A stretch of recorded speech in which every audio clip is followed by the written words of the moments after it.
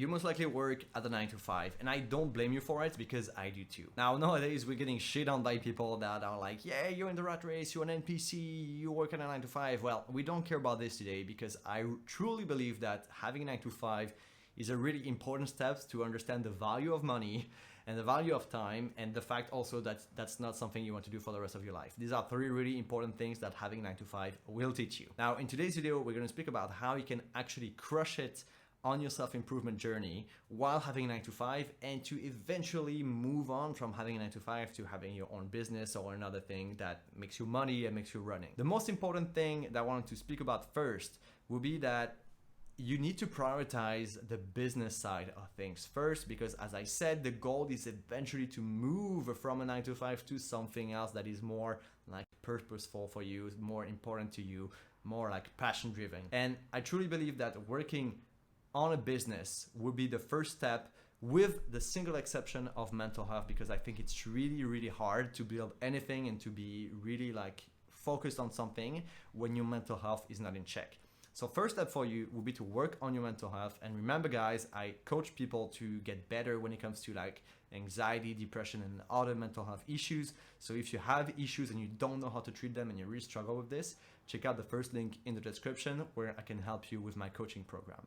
But now, once your mental health is done and it's clear like it is maybe for you right now, I would say focus on the business side of things first. Make your own money, because what it's going to help you to do is going to help you to reduce actually maybe the hours that you spend on your 9 to 5. So maybe if you are working at a rate of 100%, maybe you could go down to 80% and eventually 70%, 60%. Even though you're going to earn less money with your 9 to 5, you will be able to compensate from the business side of things. We will start slowly earning money. This is really important because self-improvement demands a lot of time.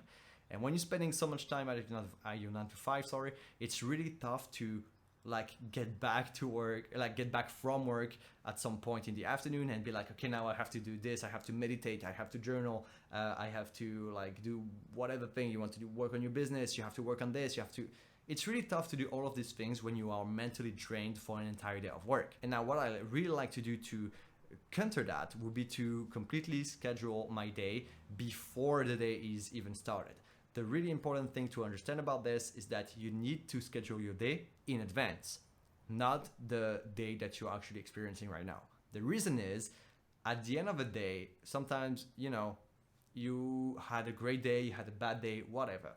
You want your next day to be better or to be even perfect. So that's when you should actually schedule the day that's gonna come, so that you will have like the perfect day, in your opinion, schedule on your calendar. What I mean by this is that when you schedule an entire day in advance, you don't really have the choice, right? When you get back from work, maybe it's 6 p.m. or whatever, you have to do the things that you wrote before. You don't have the choice. They're here, they're written, and your brain is like, I cannot really relax, I cannot go and watch Netflix, I cannot go on YouTube. I have to do these things. I agreed, I signed a contract with myself by scheduling those things. This is a great way to trick yourself into thinking like, okay, maybe I finished my working day as a 9 to 5, but my self-improvement day is just starting now. And if these things work for you, that's great. But now remember, the really important thing is not scheduling like your day the exact same day you're experiencing it, or like not scheduling anything, because then you're lost and you don't know what to do, and you will do random thing that doesn't matter at the end of the day. There's also another way that I love to use when it comes to being productive in a day in my self-improvement journey before actually going to my 9 to 5, is to wake up way earlier than I should be and do the most important tasks first. The reason why this works well is because your brain is completely fresh after a night of sleep. So you can focus on really hard tasks first thing in the morning, and your brain will be effective at those tasks. Unlike when you come back from your 9 to 5, like in the middle or the end of the afternoon, and your brain is mentally drained from doing things that maybe doesn't really matter to you, like you didn't work on yourself, you worked for someone else. So I really like to do it myself. I like to say that I work at a 9 to 5, even though that's not really the case, it's even the worst. I work from 7:30 to 5:30 in the afternoon. So of course, my daytime when I'm working at my 9 to 5 is actually 10 hours per day. And if I start at 7:30, what I do is that I wake up at 5:30 and I get ready in 2 seconds so that I can already get started working on the most important tasks. And I have like an hour and 30 minutes where I can really focus on those tasks, get them done, and then be happy for the rest of my day. And once my 9 to 5 is done for the day, I actually like get back home and I still have like some shallow work to do. So things that are more like surface level and less important than the main task that I have to do. For example, answering emails, like random thing that you know you should be doing, but you don't really want to spend your most like brain points on them, right?